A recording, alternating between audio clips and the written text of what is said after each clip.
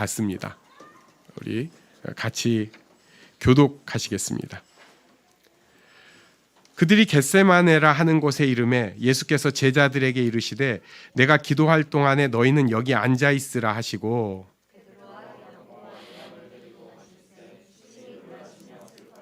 말씀하시되 내 마음이 심히 고민하여 죽게 되었으니 너희는 여기 머물러 깨어 있으라 하시고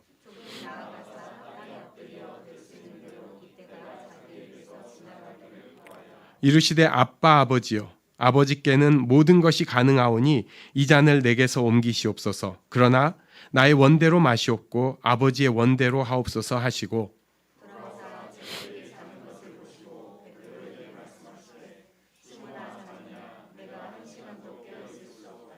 시험에 들지 않게 깨어 있어 기도하라. 마음에는 원이로되 육신이 약하도다 하시고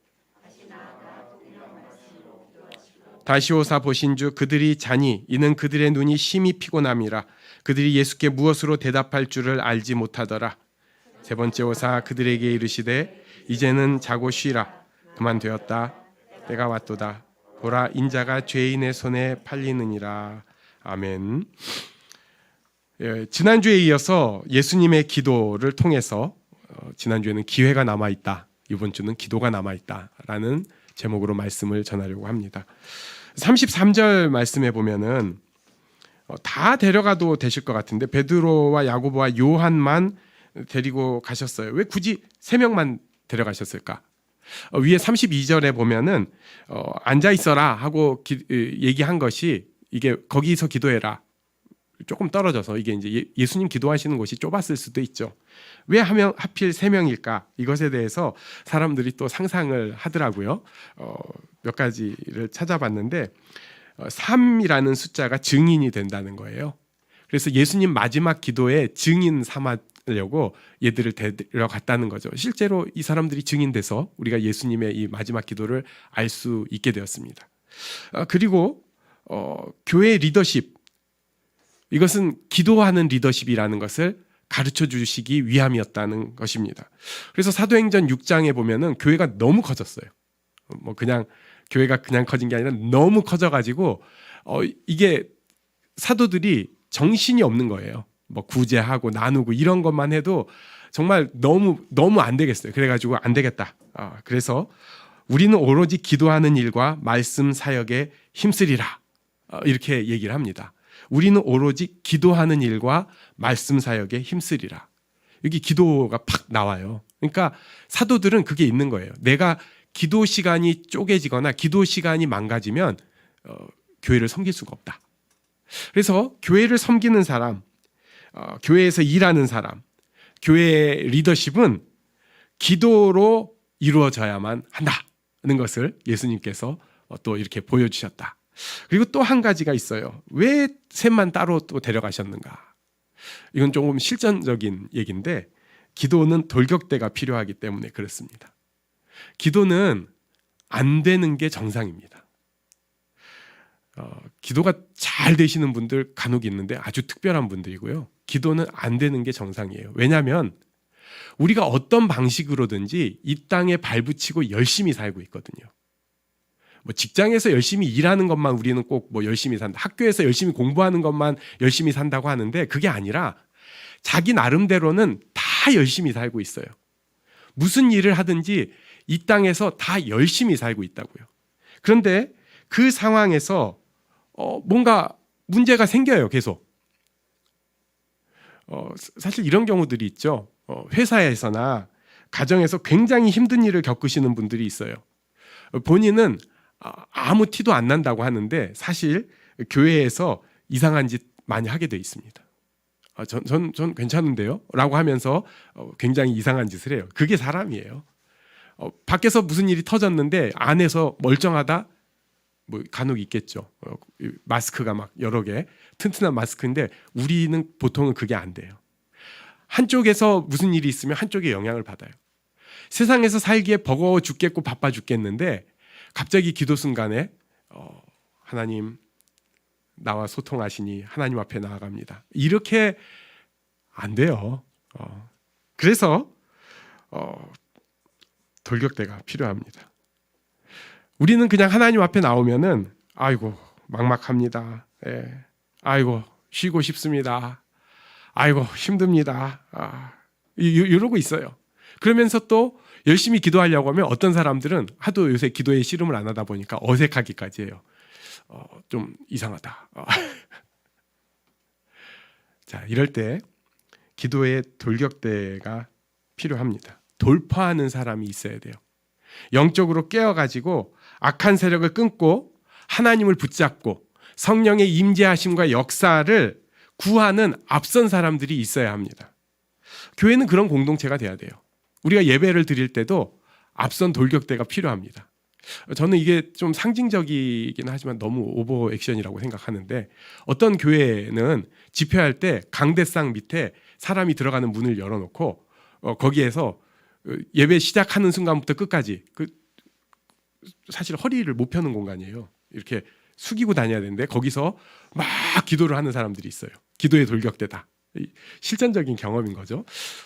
저는 그건 조금 그런 것 같아요. 사실 꼭 그렇게 안 하더라도 예배에 참석하고 기도에 참석하고 어떤 집회에 참석하는 누군가가 돌격대의 심정으로 나는 앞에 뚫고 가는 사람이야. 하나님 살려주세요. 우리가 이 악의 쇠사슬을 끊고 여기에 있는 모든 사람이 주 앞에서 자유함을 누리고 성령의 인도하심을 누리기를 원합니다. 이렇게 앉은 자리에서 속으로 기도하면서 나아갈 때 그 자리가 자유로운 자리가 됩니다. 하나님의 그 자유, 하나님의 샬롬이 있는 자리가 돼요. 또 신기한 것은 교회가 다 떨어져 있는데도 불구하고 누군가가 교회에서 이렇게 기도를 끊어내고 나가기 시작하면 공동체가 다 흩어져 있는데, 따로 사는데, 교회 따로 온 일이 없는데도 영향을 다 받아요. 옛날에는 이런 거 간증 많이 했는데 영향을 받아요. 정말 신기한 일이에요. 교회에 이런 기도의 돌격대가 있어야 된다. 그런데 문제가 있습니다. 지금 한국 교회는 영적으로 깨어서 악한 세력을 끊고 하나님을 붙잡고 성령의 임재와 역사하심을 구하는 사람들이, 그래야 될 사람들이 퍼져 있어요. 그 사람들이 시험 들어버렸어요. 그 사람들이 지쳤고요. 그 사람들이 인생의 힘듦에 무너져 버렸습니다. 어떤 사람은 인생이 너무 잘 풀려가지고 재미나서 글로 휘리리 가버렸어요. 그러고 나니까 교회의 기도의 돌격대가 사라져 버렸어요. 교회는 그럴듯하고 큰데 기도로 정말로 끊고 나가는 사람이 없어져 버린 것이 한국 교회의 현실입니다. 지금 제자들도 어쩌면은 이렇게 힘들고 지치고 퍼진 상황이었던 것 같아요. 그러니까 예수님이 기도해라 하는데도 거기 못하고 있는 거죠. 그럼에도 예수님께서는 이 제자들을 포기하지 않으시고 기도하라고 격려해주고 계십니다. 예수님께서는 한국 교회를 포기하지 않으시고 기도하라고 격려해주고 계십니다. 예수님께서는 지금 우리를 포기하지 않으시고 기도하라고 격려해주고 계십니다. 저는 이런 생각도 했어요. 예수님이 제 식으로 하면, 야, 너 자냐? 그럴 줄 알았다. 그냥 내가 어떻게 기도하는지 구경하고 증인이나 되라. 어차피 넌 지금 잘 거니까. 요렇게 하신 것이 아니라 38절의 말씀을 주신 거예요.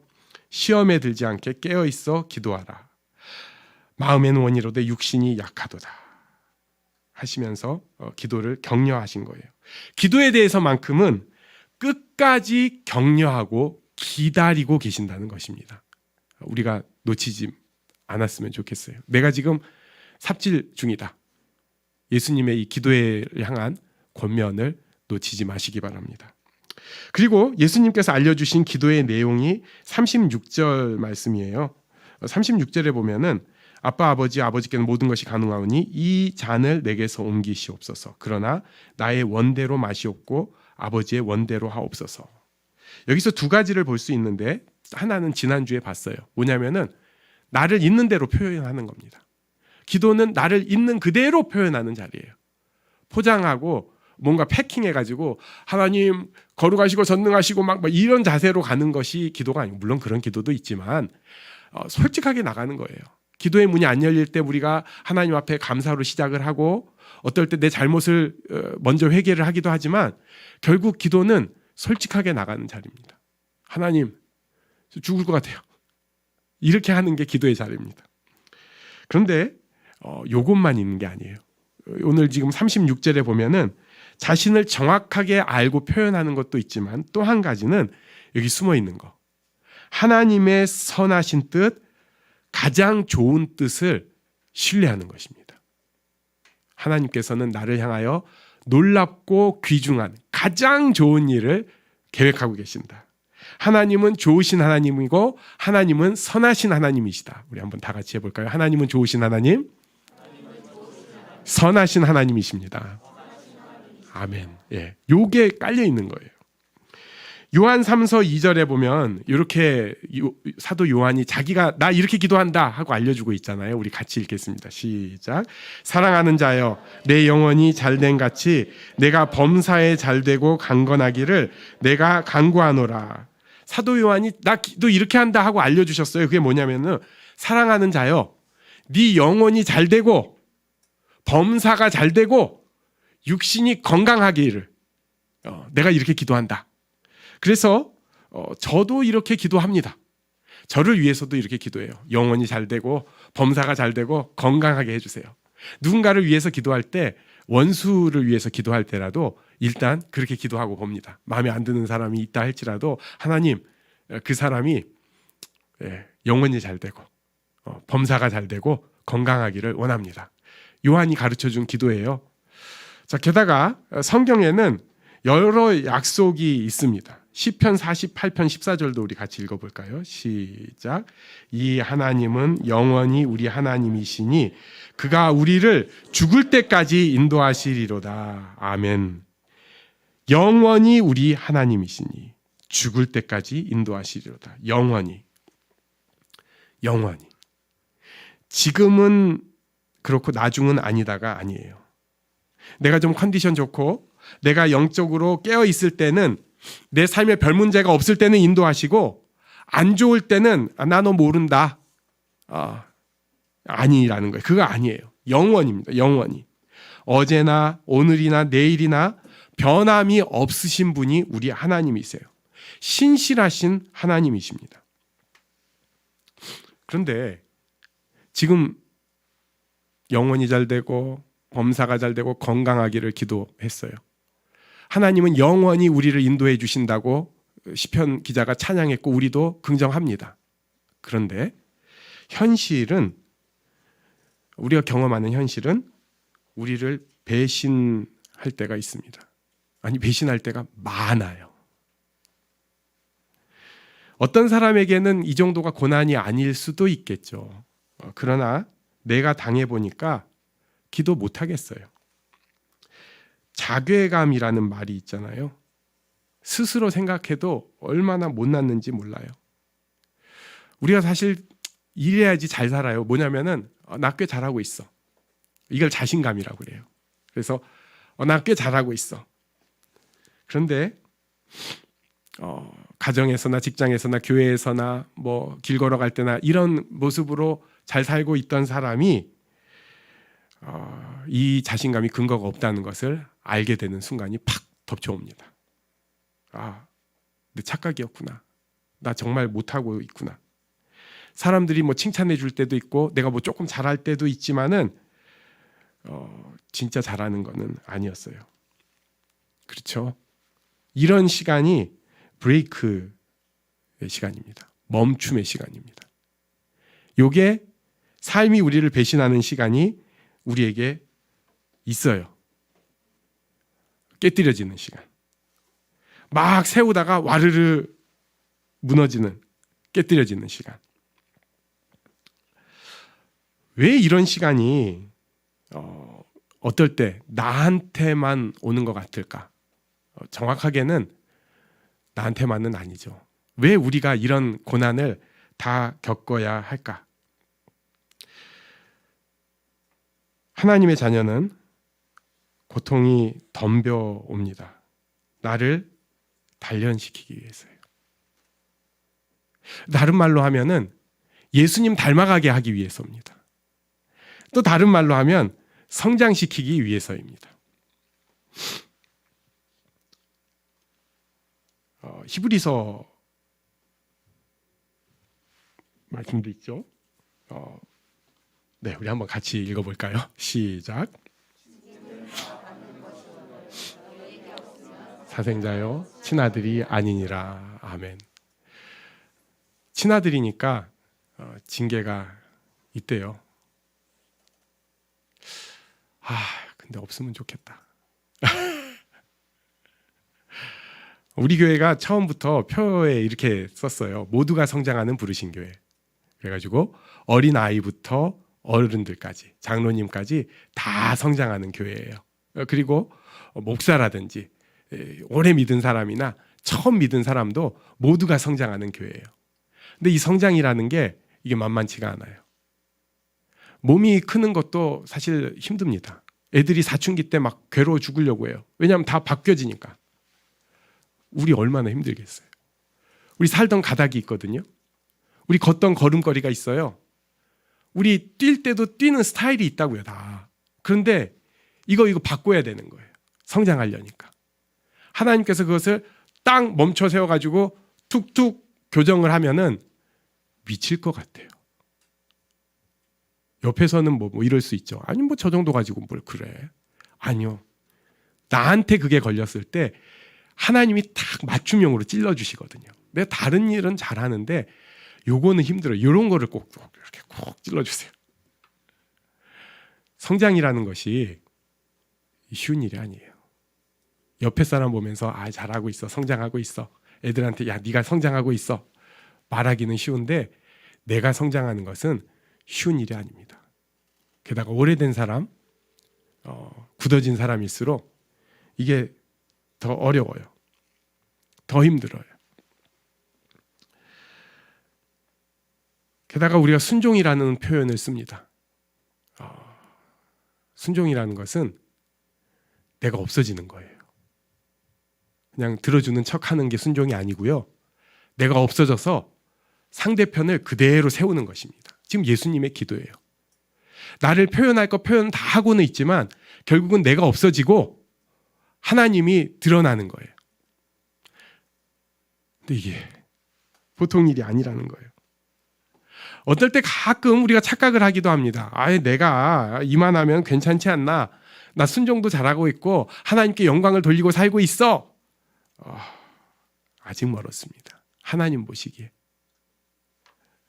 하나님께서 기다려주시고 참아주시는 것이지 진짜 괜찮아지는 게 아닙니다. 혼자 착각하고 혼자 우쭐해지고 교만해지는 것이지 아직 멀었다는 거예요. 그래가지고 하나님께서 그 사람을 세워가기 시작하는 거예요.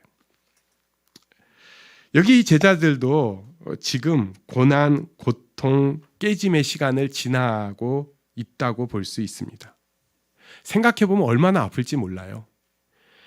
예수님, 자기들은 인생을 걸고 따라간 분이에요. 3년 넘게 지금 예수님께 자기 인생을 바친 사람들이에요. 예수님 따를 때 재산 다 버리고 가족 다 버리고 평판 다 버리고 나는 이분이야 하고 따라왔다고요.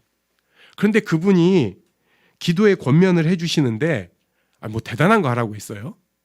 기도의 권면을 해주시는데 그것도 앞에 가서 지금 피땀 흘리면서 기도하고 계시는데 그걸 못하고 있잖아요.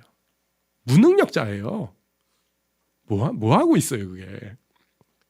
계속 기도의 권면을 해주시는데도 무슨 기도의 돌격대야 그냥 후발 때도 못하고 따라가지도 못하고 있는데 어둠의 사슬을 끊고 하나님 앞에서 정말 힘을 내서 사람들을 살려야 되는데 저 지쳤어요. 저 힘들어요. 쉬고 싶어요. 이러고 있잖아요.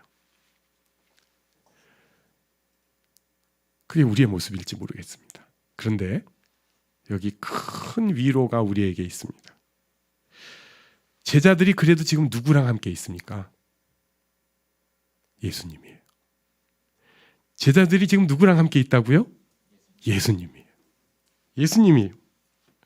지금 우리가 누구랑 함께 있습니까? 예수님이에요. 믿음의 눈으로 보면 우리가 동행하는 분이 있다는 거예요. 그래서 오늘 본문 바로 다음 42절을 같이 한번 읽어보겠습니다. 42절 시작. 일어나라 함께 가자. 보라 나를 파는 자가 가까이 왔느니라. 나를 파는 자가 가까이 왔느니라가 보통은 이제 더 눈에 들어오는데 그 앞을 잘 보세요. 일어나라 함께 가자. 함께예요. 함께. 제자들이 이 고난의 밤을 기억할 때 어떻게 기억을 했을까? 이불킥의 밤일 수 있어요. 아 창피해. 아 내가 어떻게 그럴 수가 있지? 이럴 수도 있지만 저는 안 그럴 것 같아요. 자기에 대해서는 진짜 창피하고 부끄럽지만 예수님이 그 귀한 기도 자리에 자기들을 데려가서 함께 있었던 것만 해도 감격이고 기쁨일 거예요. 그래서 뭐 포장할 것도 없이 덤덤하게 쓴 것이고 우리가 그래서 이 겟세마네의 기도를 보고 있습니다. 우리도